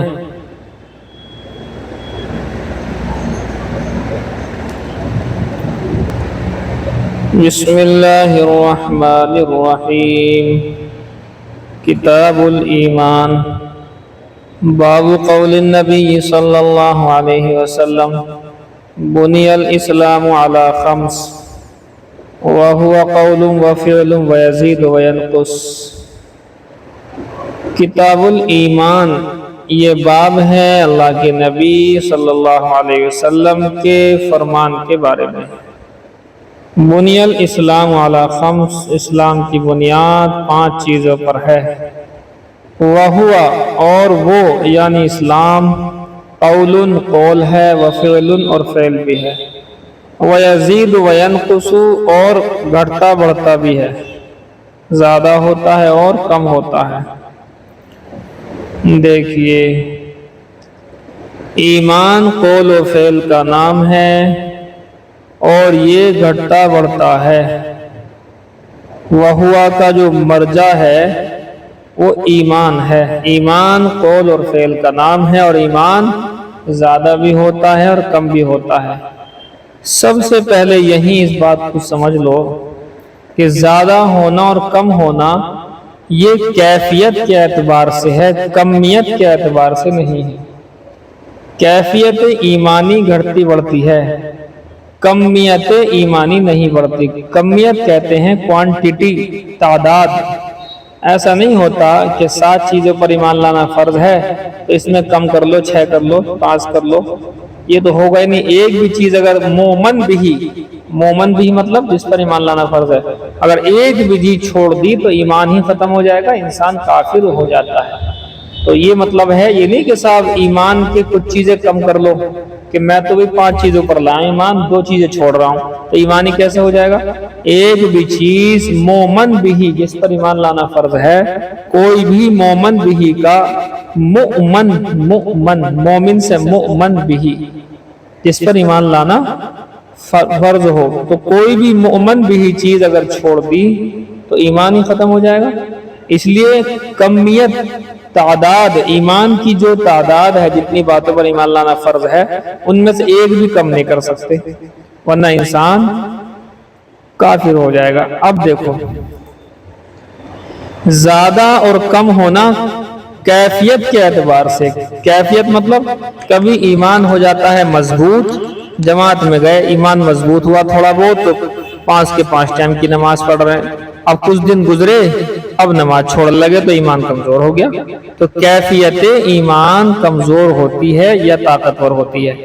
کمیت ایمان یعنی ایمان کی جن باتوں پر ایمان لانا فرض ہے ان میں سے کوئی چیز نہ گھٹا سکتے ہیں نہ بڑھا سکتے ہیں۔ جتنے انبیاء ہیں سوالات کم و بیش، ان کو نہ گھٹا سکتے ہیں نہ ان کو بڑھا سکتے ہیں۔ کہ ایک نبی نہ ہو اس کو نبی مان لینے سے انسان کافر ہو جاتا ہے۔ مرزا غلام احمد قادری نبی نہیں ہے، جس نے اسے نبی مانا وہ کافر ہو گیا، تو ایک نبی کا اضافہ کر دیا، لہذا اس سے بھی کافر ہو جائے گا۔ اور ایک نبی کم کر دو، جیسے کہ یہودی لوگ حضرت عیسیٰ کو نہیں مانتے نبی، یہودی حضرت موسیٰ کو تو مانتے ہیں لیکن حضرت عیسیٰ کو نہیں مانتے نبی، تو ایک نبی کا انکار کرنے سے، اور حضور کو تو مانتے نہیں، تو ان کے نہ انکار کرنے سے، ایک نبی کے انکار کرنے سے بھی آدمی کافر ہو جاتا ہے۔ تو یہ مطلب نہیں ہے کہ ایمان جن پر ایمان لانا فرض ہے اس میں کمی بیشی نہیں کر سکتے ورنہ آدمی کافر ہو جائے گا۔ پھر کمی بیشی کس چیز میں ہوتی ہے؟ کیفیت ایمانی۔ کیفیت، کبھی آپ کا ایمان کی کیفیت اتنی اچھی ہوگی کہ صبح ذکر کرو گے، شام ذکر کرو گے، صبح شام کی سنتیں یاد کرو گے، اس کے پر عمل بھی کرو گے۔ کبھی آپ کی ایمانی کیفیت اتنی خراب ہو جائے گی کہ نماز اس حالت میں آپ کے اوپر فرض ہے، اس حالت میں بھی آپ نماز سے بھاگیں گے۔ کتنی عورتیں نماز نہیں پڑھ لیں، کوئی عذر بھی نہیں ہے، نہ شرعی عذر ہے نہ ویسا کوئی عذر ہے، پھر بھی نماز چھوڑ دیتی ہیں۔ تو اس کا مطلب یہ ہے کہ ایمان کمزور ہو گیا ہے۔ اسی کو کہہ رہے ہیں کہ ایمان زیادہ اور کم ہوتا ہے، یعنی ایمان کی کیفیت کم زیادہ ہوتی رہتی ہے۔ ایمان یہ ہے جی بات۔ اب آپ کو یہاں بہت ساری باتیں سمجھنی ہیں، چاہو تو نوٹ کرتے رہو، عبارت نہیں پڑھائی جائے گی، عبارت سے پہلے بہت ساری باتیں ہیں وہ سمجھنی ہے یہاں پر۔ دیکھیے، آپ نے جان لی یہ بات کہ امام بخاری نے اپنی کتاب باب الوحی سے شروع کی ہے، وحی کا بیان شروع کرنے کی وجہ میں نے آپ سے بتایا تھا کہ چونکہ سارا دار و مدار ایمان کا وحی الہی پر ہی ہے، دار و مدار ایمان کا اللہ کے قرآن کا، حضور کے فرمان عالی شان کا، ان تمام کا دار و مدار وحی الہی پر ہے۔ نبی پر اگر وحی نہیں آئے گی تو معلوم کیا ہوگا حرام کیا حلال کیا ہے؟ تو اس لیے وحی کو سمجھے تو اس کا مطلب یہ ہے کہ وحی الہی نبی تک پہنچی ہے، نبی کے ذریعے سے ہم تک پہنچی ہے۔ تو یہ بات امام بخاری آپ سے وضاحت کے ساتھ بیان کر چکے ہیں۔ اب امام بخاری اصل کتاب یہاں سے شروع کریں گے، یہ ہے اصل کتاب کی شروعات۔ وہ تو باب تھا، وہ کیا تھا؟ بابن کیف کان بدء الوحی، وہ کتاب نہیں تھی۔ یہاں سے کتاب الایمان۔ تو بخاری شریف کو کوئی آپ سے اگر پوچھے کہ بخاری شریف میں کس کتاب سے بخاری کو شروع کیا گیا ہے، تو آپ بابن کیف کان نہیں پڑھیں گے، آپ پڑھیں گے کتاب الایمان، کہ کتاب الایمان سے امام بخاری نے شروع کیا ہے۔ جب کوئی یہ پوچھے کہ امام بخاری نے کون سی حدیث سے اپنی کتاب کو شروع کیا ہے، تب آپ کہیں گے کہ وحی کا باب لائے ہیں، اور وحی کے باب میں انما الاعمال بالنیات والی روایت سے امام بخاری نے بخاری شریف کو شروع کیا ہے۔ یہ جوابات الگ الگ ہونے چاہیے۔ کبھی آپ سے کوئی پوچھے کہ بخاری شریف میں پہلی کتاب کون سی ہے، آپ کہیں گے وحی کا بیان، غلط جواب، بلکہ کتاب الایمان۔ جب کوئی آپ سے پوچھے کہ امام بخاری نے سب سے پہلے کس بات کو بیان کیا ہے، اب کہیں گے سب سے پہلے امام بخاری نے وحی کا بیان کیا ہے۔ سمجھ گئے جی آپ بات؟ دیکھیں اب کمال کی بات دیکھیں آپ، امام بخاری رحمۃ اللہ علیہ نے کتاب الایمان کو شروع میں کر دیا ذکر، یعنی کتاب کے نام سے جو ہے پہلی کتاب شروع ہو رہی ہے، تو کتاب الایمان پہلی کتاب ہے، اور آخر جہاں ہوتا ہے وہ کتاب التوحید۔ تو پہلی کتاب کتاب الایمان، دوسری کتاب کتاب التوحید، دونوں طرف توحید اور ایمان کا بیان ہے، آخر میں بھی اور شروع میں بھی۔ بیچ میں کچھ باتیں ہیں، وہ نماز کی ہیں، روزے کی ہیں، زکوٰۃ کی ہیں، اور بھی ہیں، انبیاء کے مناقب ہیں، صحابہ کے فضائل ہیں، نکاح کا بیان ہے، مزارعات مساقات، کھیتی کو سیراب کرنے، کھیتی پر بٹائی پر لینے لوانے کا بیان ہے، جہاد کا بیان ہے، مغازی حضور صلی اللہ علیہ وسلم نے کتنے جہاد کیے ہیں، غزوہ احد کیسے ہوا، بدر کیسے ہوئی، غزوہ خندق کیسے ہوئی، اور باقی جو جہاد ہیں، فتح مکہ کیسے ہوا، موتا کیسے، وہ تمام باتیں آ جائیں گی آپ کی۔ یہ باتیں ہیں جی، دیکھیے جی، چلیے اب آپ کو جو ہے دیکھیے ایمان کی سزا اور کیا نام جزا، سزا تو ہوتی ہے غیر ایمان کی، کفر و شرک کی سزا ہوتی ہے، تو ایمان کی جزا اور بدلہ ابدی جنت ہے، ہمیشہ ہمیش کی جنت ہے، اور شرک و کفر کا بدلہ، کفر و شرک کا بدلہ سزا ابدی جہنم ہے۔ یہ حقیقی ہے، مطلب کہ کتنا ہم نے 60-70 سال اگر ایمان پر باقی رہے، ایمان پر خاتمہ ہو گیا، ایمان پر ہی خاتمہ ہو جائے، بس آخری وقت میں ایمان ہو تو انشاءاللہ ہمیشہ کی جنت مل جائے گی۔ لیکن اگر آخری وقت سے پہلے ایمان ختم ہو گیا یا پوری زندگی کفر و شرک میں گزاری تو لہذا اس کو جنت نہیں ملے گی، جہنم ملے گی۔ اچھا جی، چلیے یہ ہو گیا جی آپ کا ایمان کے لغوی معنی لکھیں آپ۔ ایمان کے لغوی معنی تصدیق کرنے کے آتے ہیں۔ ایمان کے لغوی معنی تصدیق کرنا، یعنی کسی کی بات کو اس کے اعتماد پر مان لینا، کسی کی بات کو اس پر اعتبار کرتے ہوئے، یعنی کہہ لو کسی کے اعتماد اور اعتبار پر کسی کی بات مان لینا، سچا جان لینا، کسی پر اعتماد اور اعتبار کرتے ہوئے اس کی بات کو سچا جاننا، اسے کہتے ہیں ایمان۔ یہ لغوی معنی بتایا جی آپ کو میں نے، تصدیق کرنا یعنی کسی کے اعتبار اور اعتماد پر اس کی بات کو سچا جان لینا، یہ کہلائے گا آپ کے ایمان کے لغوی معنی۔ اب دیکھیں اصطلاحی معنی لکھیں آپ، اصطلاحی معنی ایمان کے کیا ہے؟ تصدیق ما جاء بہ النبی صلی اللہ علیہ وسلم، تصدیق ما جاء بہ النبی صلی اللہ علیہ وسلم،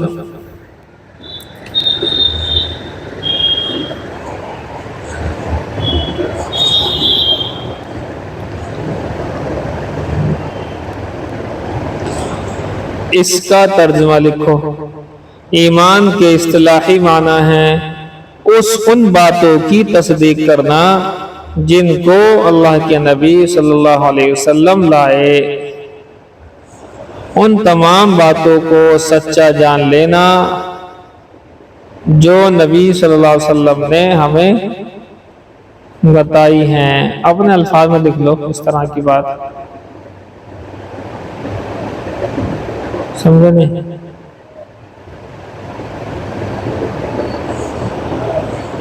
اچھا جی، ایک لفظ لکھو، چاہے عقل میں آئے یا نہ آئے۔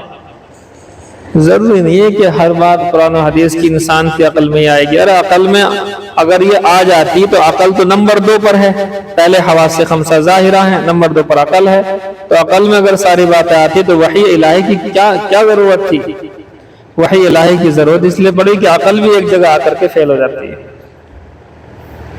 چاہے عقل میں آئے نہ آئے، بہت ساری چیزیں عقل میں آ بھی سکتی ہیں، آپ اس کو سمجھ سکتے ہیں عقل سے، لیکن بہت ساری چیزیں عقل میں نہیں آئیں گی آپ کے۔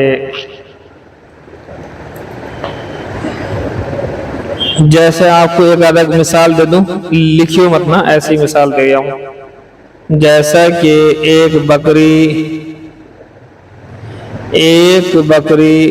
کنویں میں گر کر کے مر گئی، پھل گئی، پھوٹ گئی، تو اصول یہ ہے کہ پہلے اس بکری کو باہر پھینکو، باہر بکری نکالنے کے بعد 200 ڈول کھینچ لو، جیسے ہی 200 ڈول پانی کھینچا جائے گا تو کنواں بھی پاک ہو جائے گا، کنویں کی رسی بھی اپنا پاک ہو جائے گی، کنویں کی منڈیر بھی آپ پاک ہو جائے گی، الگ سے کرنے کی ضرورت نہیں ہے۔ اب بتائیے عقل میں کوئی آ رہی ہے بات؟ تو پانی کھینچا 200 آپ نے، نہ بالٹی دھوئی، نہ دیواریں دھوئی، نہ منڈیر دھوئی، تو کیسے پاک ہو گیا؟ جواب یہ ہے کہ عقل میں نہیں آ رہی، مگر حکم یہی ہے، بس پاک ہو گیا۔ تو عقل میں آئے یا نہ آئے، اس کی مثالیں آپ کو میں نے شاید اب سے پہلے بھی دی ہیں۔ حضرت موسیٰ علیہ السلام، حضرت موسیٰ علیہ السلام بنی اسرائیل کو لے کر کے چلے، آگے ٹھاٹے مارتا سمندر ہے، پیچھے فرعون کا لشکر ہے، ادھر بھی مرنا ادھر بھی مرنا۔ اب اللہ کا حکم آیا کہ موسیٰ تم لاٹھی مارو پانی کے اوپر۔ اب عقل یہ کہتی ہے کہ لاٹھی تو فرعون کے سر پر لگنی چاہیے، تب تو بات بنے گی، پانی پر لاٹھی مارنے سے کیا ہو جائے گا؟ لیکن عقل ایک طرف اور اللہ کا حکم ایک طرف، لہذا اسی اعتبار سے اللہ کے حکم کو ایک طرف رکھتے ہوئے حضرت موسیٰ علیہ السلام نے اللہ کی بات کو مانا اور کہا کہ ٹھیک ہے، میں اللہ کی بات مانوں گا، عقل میں آئے نہیں آئے۔ دوسرا واقعہ بتایا تھا، 70,000 جادوگر ہیں، سب کے ہاتھوں میں رسیاں، ایسا جادو کیا کہ وہ رسیاں سانپ کی شکل اختیار کر کے سانپ جیسی لگنے لگی، اور وہ سارے کی ساری ان کی طرف آ رہی۔ حضرت موسیٰ، اب عقل یہ کہتی ہے کہ لاٹھی اٹھا لو، اس لیے کہ لاٹھی سے سانپ کو مارنا ہے، تو ساری دنیا کی عقل کہے گی کہ لاٹھی اٹھا کر کے سانپوں کو مارنا شروع کرو، جتنے مار سکتے ہو، لیکن اللہ کا پیغام کہتا ہے موسیٰ لاٹھی زمین پر ڈالو۔ اب حضرت موسیٰ نے عقل کی بات چھوڑی، اللہ کا حکم مانا، لاٹھی حضرت علیہ السلام نے لاٹھی نیچے ڈالی، اور حضرت موسیٰ نے جب دیکھا کہ لاٹھی نیچے گرنے کے بعد بڑا اژدہا بن گیا، اور یہ بڑا اژدہا ساری کی ساری سانپ بنی ہوئی رسی کو کھا گیا، ڈنڈوں کو کھا گیا جو سانپ کی شکل میں آ رہے تھے۔ یہ مثالیں بھی اسی کی ہیں۔ آگے دیکھیں جی، تو ایمان کی لغوی تعریف تصدیق کرنا، یعنی کسی کے اعتبار اور اعتماد پر اس کی بات کو سچا مان لینا۔ اصطلاحی تعریف تصدیق ما جاء به نبی صلی اللہ علیہ وسلم، ان باتوں کی تصدیق کرنا جس کو نبی صلی اللہ علیہ وسلم لائے ہیں، خواہ عقل میں آئے یا نہ آئے۔ یہ ہے جی۔ چلیے دیکھیے، عقائد ایمان میں جو جس کو امور ایمان کہتے ہیں، امور ایمان اصل میں عقائد ایمان کہلاتا، عقائد اسلام، اسلام کے عقائد کو مان لینے کا نام ہی تو ایمان ہے۔ یہ عقیدے کتنے ہو سکتے ہیں؟ جی عقیدے کتنے ہو سکتے ہیں بتاؤ؟ آپ نے بہشتی زیور کے اندر عقیدے پڑھے ہیں، کتنے پڑھے ہیں؟ شروع میں ہے بہشتی زیور میں عقائد کو پھیلایا گیا ہے، عقیدے پھیلانے میں کتنے بن گئے یاد ہے جی؟ 50 بہشتی زیور میں 50 عقیدے لکھے ہوئے ہیں، لیکن یہ پھیلایا گیا ہے ان کو۔ اگر ان 50 عقیدوں کو سمیٹ دیا جائے تو یہ کل 6 عقیدے بن جاتے ہیں۔ سارے عقیدوں کو سمیٹا جائے گا تو 6 عقیدے ہوں گے۔ وہ کون سے ہیں؟ آمنت باللہ وملائکتہ وکتبہ ورسلہ والیوم الآخر والقدر خیرہ وشرہ من اللہ تعالی والبعث بعد الموت۔ پہلا اللہ پر ایمان لانا، دوسرا وملائکتہ یعنی فرشتوں پر ایمان لانا، اور اس کے بعد نمبر 3 پر وکتبہ اللہ کی کتابوں پر، ورسلہ اس پر تمام کے تمام رسولوں پر، اور والیوم الآخر اور قیامت کے دن پر۔ دیکھو لفظ قیامت کا دن اور لاسٹ میں آئے گا مرنے کے بعد دوبارہ اٹھایا جانا، والبعث بعد میں، یہ دونوں ایک ہی ہے اصل میں۔ تو یہ ہو گئے جی 5 ہو گئے۔ والقدر خیرہ وشرہ من اللہ تعالی، اچھی بری تقدیر کا تعلق اللہ ہی سے ہے۔ کتنے ہو گئے جی؟ 6 ہو گئے۔ تو اگر ان 50 عقیدوں کو سمیٹا جائے گا تو وہ 6 عقیدوں کے اندر آ جائیں گے، اور اگر ان 6 عقیدوں کو بھی سمیٹا جائے تو پھر 2 عقیدے آ جائیں گے۔ پہلا ہے لا الہ الا اللہ، دوسرا ہے محمد رسول اللہ، 2 بن جائیں گے۔ اگر اور سمیٹا جائے تو اس کا مطلب یہ نہیں ان کا انکار کر رہے ہیں 50 کا ہم یا 6 کا ہم، نعوذ باللہ انکار نہیں، تو انسان کافر ہو جائے گا۔ ان کو سمیٹا جائے کا مطلب یہ ہے کہ لا الہ الا اللہ میں سارے عقیدے آ گئے، محمد رسول اللہ میں بھی سارے کے سارے عقیدے آ چکے ہیں، اور اگر کم کرو گے تو لا الہ الا اللہ بچے گا۔ اس میں سارے عقیدے ہیں اندر۔ آپ لوگ تو پتہ نہیں لیپ ٹاپ استعمال کیا نہیں کیا کبھی، اگر لیپ ٹاپ کا بھی استعمال کیا ہو تو ہم چونکہ رات دن کرتے ہیں، اب بھی لیپ ٹاپ کھلا ہوا ہی ہے سامنے، لیپ ٹاپ سے ہم پڑھاتے ہیں، اتنی ساری کتابیں کیسے اٹھائے پھریں گے ہم؟ تو لیپ ٹاپ میں ایسا ہوتا ہے ایک جگہ پر کرسر رکھ دیتے ہیں، کرسر وہی گندا جس سے ہم ماؤس سے اسے گھماتے رہتے ہیں، تو جیسے اس پر رکھتے ہیں تو وہاں ایک پر رکھنے کے بعد کئی سارے آپشن کھلتے ہیں، اس کے بعد اور نیچے آئیں گے، ایک پہ دبا دو تو اور آپشن کھل جائیں گے۔ تو ایسے ایک کے اندر کئی آپشن ہوتے ہیں، 10 بھی ہوتے ہیں۔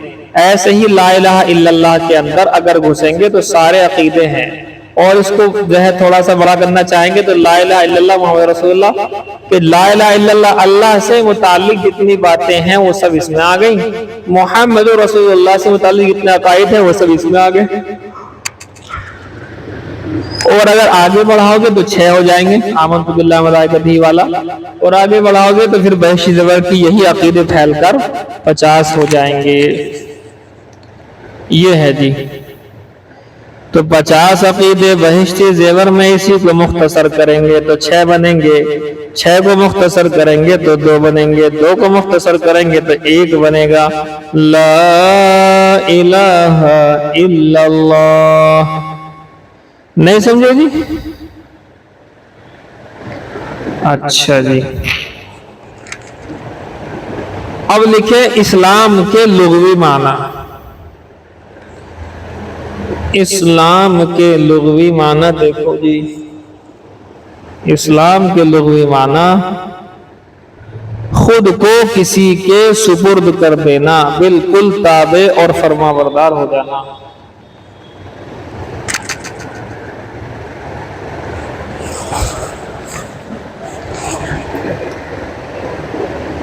خود کو کسی کے سپرد کر دینا یعنی کسی کا تابع اور فرما بردار ہو جانا، یہ اسلام کے معنی ہے، لغوی معنی ہے۔ یہ آگے لکھو اسلام کے اصطلاحی معنی۔ اسلام کے اصطلاح شرعی، اصطلاح شرعی، شریعت میں اسلام کسے کہتے ہیں؟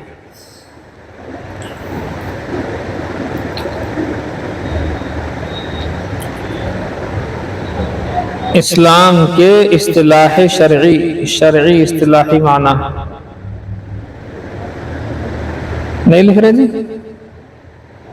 اللہ کی نازل کی ہوئی شریعت کو، اللہ کی نازل کی ہوئی شریعت کو اپنا دستور بنانا، دستور زندگی لکھو، اپنی زندگی کا دستور بنانا۔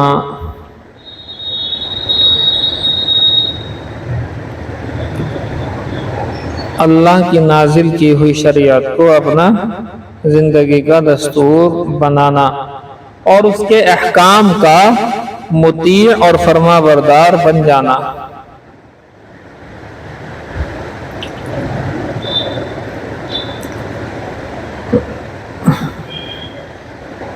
اسلام اور ایمان میں کیا فرق ہے؟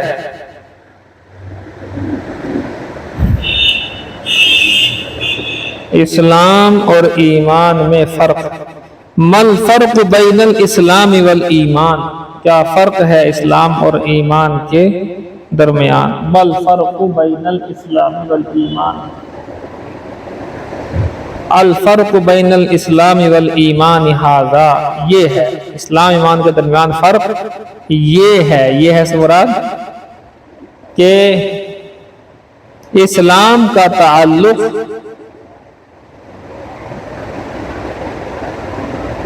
ان اعمال سے ہے جو اعضاء اور جوارح سے کیے جاتے ہیں، اعضاء اور جوارح سے کیے جاتے ہیں، جیسے زبان سے کلمہ شہادت پڑھنا، نماز پڑھنا، روزہ رکھنا، حج کرنا، زکوٰۃ دینا، پانچوں کیا اسلام کی بنیاد کہلاتے نا؟ یہ سارے کے سارے انسان کے اعضاء اور جوارح سے عمل میں آتے ہیں۔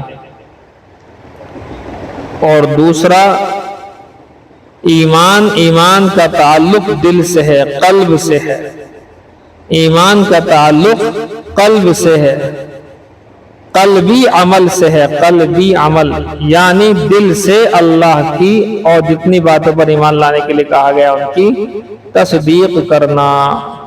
اس لیے آپ نے دیکھا ہوگا اقرار باللسان و تصدیق بالقلب، اور جو ایمان مجمل ہے آمنت باللہ کما ہوا باسمائہ و صفاتہ وقبلت جمیع احکامہ، اقرار باللسان و تصدیق بالقلب، تو دل سے ماننے کا نام ایمان ہے اور اعضاء اور جوارح سے اس کے مطابق عمل کرنے کا نام اسلام ہے۔ معلوم ہوا کہ اسلام باہر کی چیز ہے اور ایمان اندر کی چیز ہے۔ اسی کو حضرت علامہ انور شاہ کشمیری رحمۃ اللہ علیہ نے یوں فرمایا کہ اسلام باہر سے چل کر اندر پہنچتا ہے اور ایمان اندر سے چل کر باہر آتا ہے، یعنی راستہ ایک ہی ہے، ابتدا انتہا کا فرق ہے۔ یہ تھوڑا سا گہرا جملہ ہے، سمجھنا پڑے گا اس کو۔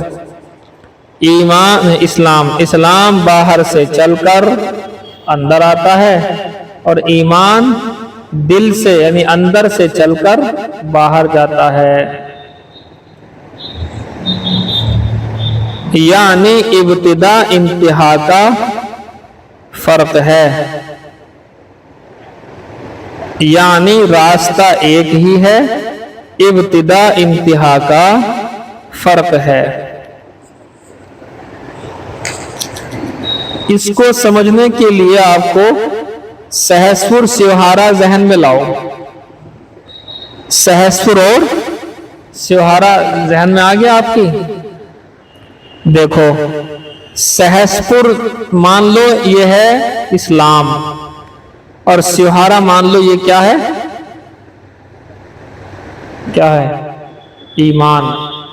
तो सहसपुर मान क्या नाम, स्योहारा मान के चलो इस्लाम, और सहसपुर मान के चलो ईमान।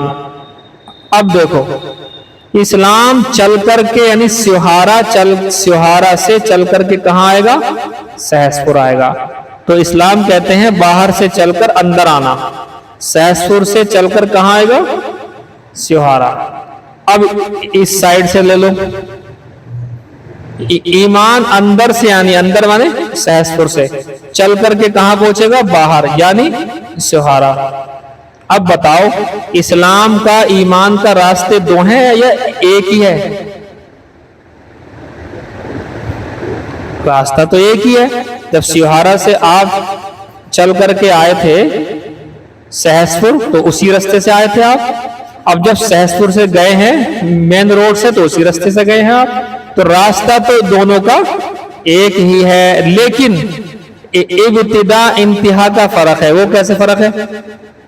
इस्लाम की इब्तिदा कहां से होगी? स्योहारा से, और इंतहा कहां हो जाएगी आकर? सहसपुर। और ईमान की इब्तिदा कहां से होगी? सहसपुर से, और इंतहा कहां जाकर होगी? स्योहारा में।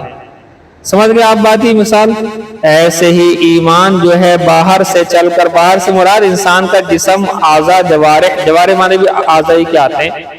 इंसान के बाहर के अमल से चलकर दिल में उतरेगा, अंदर जाएगा। और ईमान कहते हैं जो दिल के अंदर से चलकर बाहर आएगा। तो दोनों का रास्ता तो एक ही बना, लेकिन इस्लाम की इब्तिदा बाहर से है और इंतहा दिल पर जाकर खत्म है, और ईमान की इब्तिदा दिल से है और बाहर आकर खत्म है। इससे आसान मिसाल मैं आपको नहीं दे सकता था। इंशाअल्लाह ये मिसाल अगर किसी आम से आम के लिए भी समझाई जाएगी ना, आम से आम बंदा, उसकी भी समझ में आ जाएगी इंशाअल्लाह। समझ में आ गई जी बात? देखें अब आप, ये हो गया आपका। देखो यहां पर एक मसला है बड़ा ही, मारिकतुल आरा कहते हैं इसको। हमारे शेख मुफ्ती सईद साहब पालनपुरी नव्वरल्लाहु बरकतहू ने इसको फरमाया था, मारिकतुल आरा। मारिकतुल आरा उस मसले को कहते हैं जो बहुत ज्यादा अहम होता है। क्या है वो? सबसे पहला, इसमें कुछ इख्तिलाफी मसाइल हैं, लिखो। सबसे पहला इख्तिलाफ इस बात में है कि ईमान मुरक्कब है या बसीत है। ये लिख लो, ईमान मुरक्कब है या बसीत है। अब हम इसको समझाएंगे आपको, मुरक्कब और बसीत किसे कहते हैं। मुरक्कब चंद चीजों के मजमूए को कहते हैं, बसीत एक को कहते हैं। एक बसीत तोए से है जी, बा सीन या तोए, बसीत एक को कहते हैं। और मुरक्कब चंद चीजों से मिलकर बनी हुई चीज को मुरक्कब कहते हैं। बताओ, चाय जो है, चाय मुरक्कब है या बसीत है? जल्दी बताओ। चाय हैं? चाय क्या है? मुरक्कब है या बसीत है? जल्दी बताओ भाई। मुरक्कब कहते हैं चंद चीजों से मिलकर जो चीज बनती है उसे कहते हैं मुरक्कब। और बसीत कहते हैं किसी एक चीज को, एक होती बस वो। अब बताओ इस एतबार से चाय जो है मुरक्कब है या बसीत है? बासीन या तोए। बसीत में बासीन या तोए, बसीत। एक मिनट जरा होल्ड रखना, एक मिनट होल्ड रखना। लौंग को आपने क्या क्या बताया? लौंग को बसीत वाहिद है ना। अच्छा, ये चाय जो बनी है 3 चीजों से मिलकर बनी है तो बन गई मुरक्कब। लेकिन ये बताओ, ये तीनों चीजें अलग अलग अगर हमने कर दी तो क्या कहलाएगी? ये तीनों चीजें अलग अलग कर देंगे तो क्या होगी बताओ? बसीत बसीत बसीत। चाय की जो पत्ती है वो क्या है? बसीत है। पानी क्या है? बसीत है। दूध क्या है? बसीत है। ये तीनों तमाम बसीत बसीतों को मिला करके क्या बनेगा? मुरक्कब बन जाएगा, मजमुआ बन जाएगा। ये समझ में आ गया आपकी बात? अब आप एक मसला ये समझेंगे। अगर आपकी ये बात समझ में आ गई है तो अब आपको समझना पड़ेगा ये क्या? अब आपको ये बात समझनी पड़ेगी कि ईमान मुरक्कब और बसीत किस तरह से हो सकता है। ईमान में 3 चीजें हैं। कितनी? ईमान में 3 चीजें हैं। नंबर 1, जबान से इकरार करना, ठीक है जी। नंबर 2, दिल से क्या करनी है? तस्दीक करनी है। इकरार तो जबान से होता ना, इकरारुम बिल लिसान, जबान से इकरार करना, और तस्दीकुम बिल क़ल्ब, दिल से क्या करनी है? तस्दीक करनी है। अच्छा जी, ये बात समझ में आ गया आपकी। नंबर 3 इसमें क्या क्या होता है? और जिस्म के आज़ा से अमल करना है। इसे बोलते हैं, इसे आप अरबी में लिखो, इकरारुम बिल लिसान व तस्दीकुम बिल क़ल्ब व अमल बिल अरकान। अरकान कहते हैं जिस्म के हिस्सों को, आज़ा।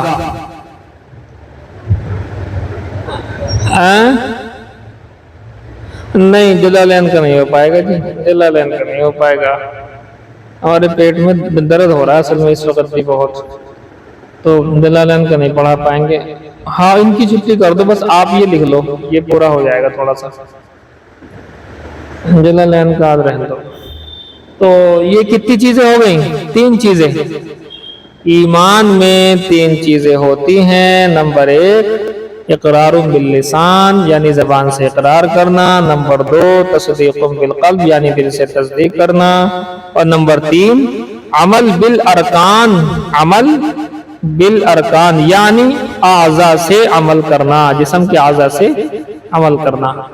अब आप बताओ, इन तीनों चीजों को अगर हम मिला दें तो जब बनता है ईमान, तो तीनों चीजें अलग अलग देखेंगे तो बसीत है। क्या है बसीत? इकरारुम बिल लिसान क्या है? बसीत है। जैसे चाय की जो है ना, चाय की जो वो थी, क्या बोलते, चाय की पत्ती बसीत थी ना, ऐसे ही पानी बसीत था और ऐसे ही तुम्हारे दूध बसीत था। तो ये भी है। ऐसे ही इकरारुम बिल लिसान क्या है? ये बसीत है। तस्दीकुम बिल क़ल्ब क्या है? ये बसीत है। और आपके क्या नाम उसका, अमल बिल अरकान क्या है? ये भी बसीत है। ये सारे के सारे बसीत अगर मिल जाएं तो क्या क्या बनेगा? ईमान बनेगा। तो क्या कहेंगे उसको? मुरक्कब। तो बाज़ हजरात का ख्याल ये है कि ईमान मुरक्कब है, लेकिन लेकिन लेकिन लेकिन लेकिन हमारे इमाम आज़म अबू हनीफा रहमतुल्लाह अलैह का मसलक ये है कि ईमान बसीत है। ईमान क्या है? बसीत। क्या मतलब हुआ इसका? ईमान बसीत होने का मतलब यह हुआ कि इन 3 चीजों में से कोई एक चीज है जो असल में ईमान है। असल में ईमान जो एक चीज है, कोई एक चीज है, वो क्या हो सकती है जी?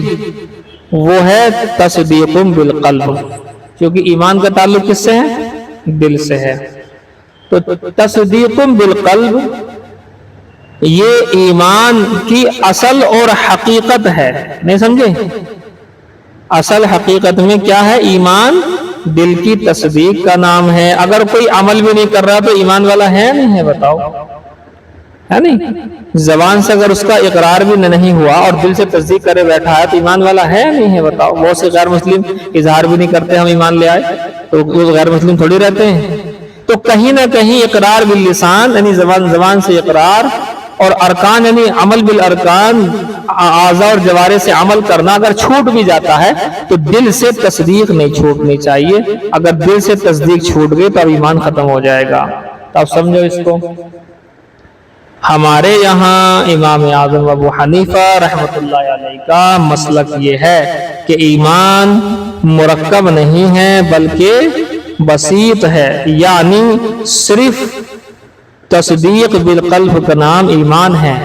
باقی دو چیزیں اقرار باللسان یعنی زبان سے اقرار کرنا اور عمل بالارکان اعضاء جوارح سے عمل کرنا، یہ ایمان کے لیے شرط کے درجے کی چیز ہے. ایمان کے لیے کیا ہے؟ ضروری ہے. اقرار بھی کرنا ضروری ہے اور عمل کرنا بھی ضروری ہے. لیکن اگر زبان سے اقرار نہیں کر پائے یا عمل نہیں کر پائے تو ایمان تو رہے گا. جتنے نماز چھوڑیں سب کوئی وہ تو تھوڑی ہے کافر تھوڑی کہیں گے ان کو ایمان والے تو کہیں گے. دل سے تصدیق ہے. لیکن بعض لوگ جو یہ کہتے ہیں کہ مرکب ہے ایمان، تو کیا کہیں گے ان کے لیے ہم؟ ایمان مرکب ہے تو اس کا مطلب اقرار باللسان 1 اور تصدیق بالجنان 2 اور نمبر 3 کیا ہے؟ کیا بتایا تھا میں نے؟ عمل بالارکان.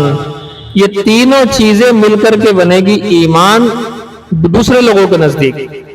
تو یہ کیا کہلائے گی؟ مرکب.